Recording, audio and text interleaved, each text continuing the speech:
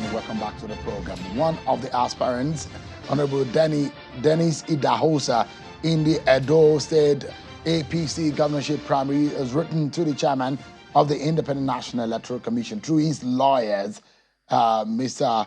Mahmoud Yakubu, has been petitioned at INEC not to accept any other name as a candidate of the APC apart from him.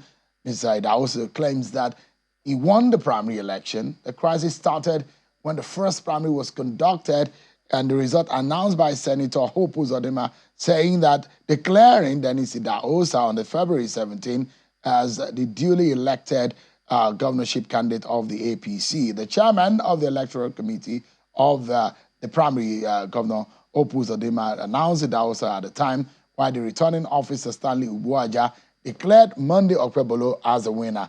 With the confusion, the National Working Committee of the party ordered a rerun on February the 22nd under the chairmanship of Governor Basiotu of Cross River State, who replaced Senator Uzodinma, who said we'll have some under engagement and is busy as the head of the electoral committee. After the exercise, Senator Monday Okpebolo was declared the winner with 12,433 votes to defeat Idahosa, who polled 6,541.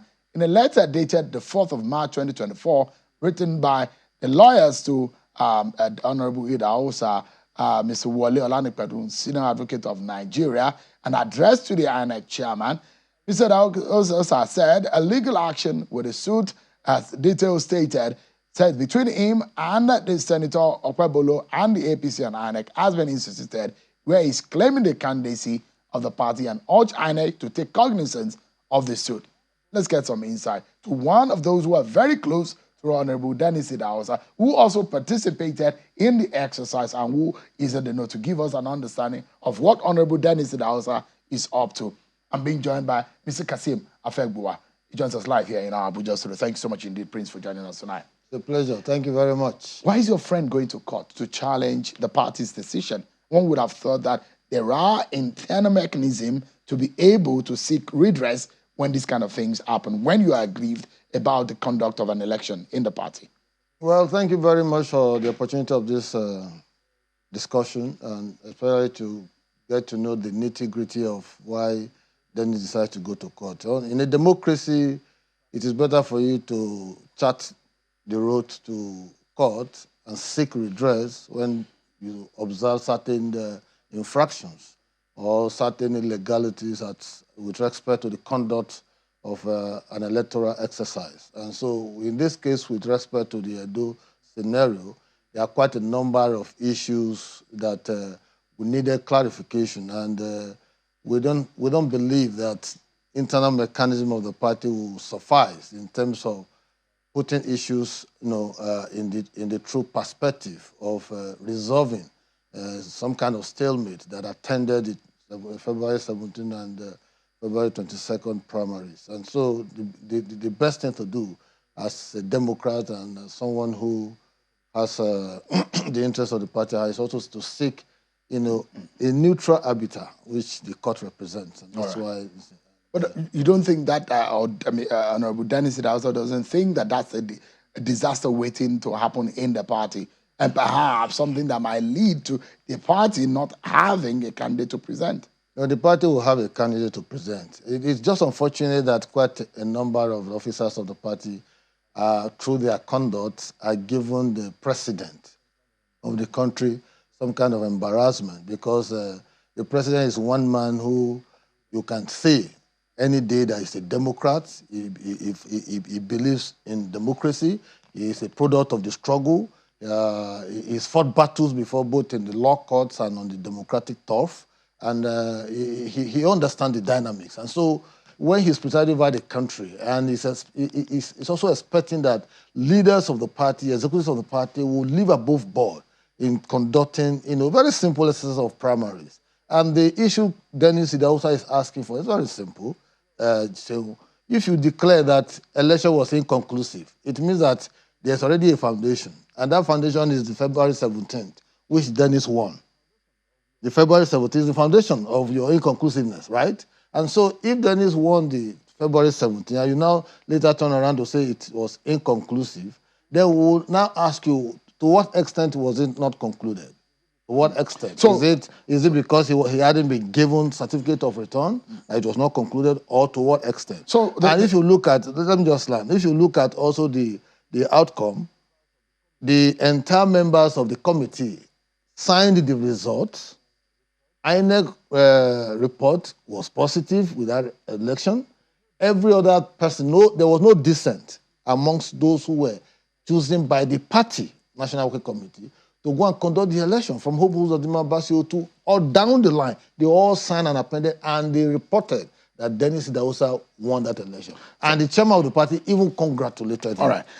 Let's make it clear for our viewers tonight. Yes. The issue for determination, which Dennis Idahosa is asking the court to define and to rule on, is whether the election of February the 22nd is a continuation or a standalone. Because he believes that if he had won on the 17th of February, and if the party said that it was a continuation, there was supposed to be added vote, and that he had gotten vote so high that Senator Okpebholo wouldn't have been able to assail in that election. But the question is, it is in the wisdom of the party to determine. The party has determined otherwise against Dennis Idahosa. So what has Dennis Idahosa gleaned from the appeals committee about whether or not it was a standalone? Did the party say it's a rerun or a standalone? You see, while we are waiting for the court to take a definitive stand with respect to the verdict that will come out of that process, we also have to bear in mind that that particular election of February 17 validly elected Dennis Idahosa. If the party hierarchy now decided that it was inconclusive, or even if it was to be a standalone election on February 22nd, there are also procedure, because you need to give INEC 7 days notice if you are going to do fresh election, which was not done. And if it was inconclusive, that means there was already a foundation laid, by the election, by the primaries of February 17th. And to that extent, we were expecting that, okay, you have to bring forward that result and marry it with whatever you did on the 22nd. On the 22nd of February, to produce a fresh result, if that is what you want to do. But in this case, you see, I think quite a number of persons deliberately wanted to give the party a bad name. It's quite unfortunate that this is the first major primary that will be conducted under a new chairman. And I think we need to begin to look inwards. And the president must intervene in this one, because to checkmate, and avert some kind of implosion that may come with respect to primary election conduct under the APC with the present leadership, because there are quite a number of underhand dealings that will not be healthy for us to be mentioning on television. But I know the president to be a Democrat. He fought for his own primaries through a process where even they want to manipulate. He came out victorious. So did money exchange hands in this? So that Mr. Afegbua, you said that they were underhand by the leadership. At the appropriate time, we will chronicle what happened in Edo. But you are signaling, you are indicating that corruption you see, was involved in this matter. Sheung, let us just put the facts in clear perspective. There was an election on the 17th. Dennis was declared validly elected. INEC concurred. Every other, the DSS concurred. Every other person concurred. The chairman gave a congratulatory message and all of that. And we're all jubilating and celebrating. Before we say Jack Robinson, 24 hours later they said the election was inconclusive. So you're implying that the process was corrupted? Of course, if it wasn't corrupted, you wouldn't have this kind of stalemate. So money exchange hands.